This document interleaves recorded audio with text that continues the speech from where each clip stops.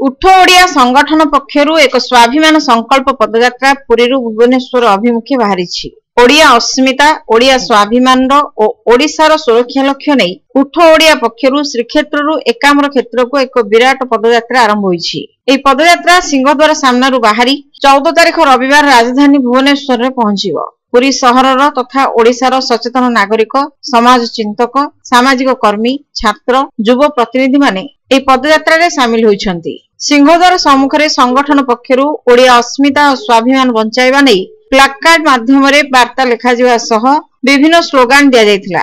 ओडिया भाषा किभଳି राज्य उज्जीवित हेबो, ओडिया संस्कृति परंपरा किभଳି उज्जीवित हेबो, प्रतिटी ओडिया किभଳି स्वाभिमान सह बंचिबे से नै संगठन विभिन्न ग्राम रे सचेतनता वार्ता देवा सह अनेक युवपीढ़ी को एथिरे जोड़िबाकू लक्ष्य रखिछि।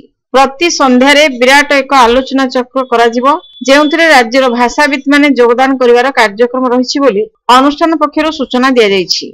यात्रा शेषरे भुवनेश्वर एक जनसभा कराजिबो। समस्त युव छात्र बुद्धिजीवी महिला कृषक और साधारण जनता को एई यात्रार आरंभ स्थल श्रीमंदिर सिंहद्वार ठारू समापन स्थल भुवनेश्वर पीएमजी पर्यंत यात्रा रे और सेठारे हेबाकू जाउथिबा जनसभा रे जोग देई आमर इप्सित ओडिशार रूपायन रे निजर भूमिका निर्वाह करिवे बोली मंच पक्षरु कह जायछि। एई यात्रा सिंहद्वार ठारू बाहरी वीर हरेकृष्णपुर चंदनपुर सत्यवादी वीर पुरुषोत्तमपुर दांडमुकुंदपुर गुड़िया पोखरी धौली एवं 14 तारिख रविवार पीएमजी भुवनेश्वर रे ए यात्रा पहुंचीबो बोली कर्मी माने मत पोषण करछन्ति।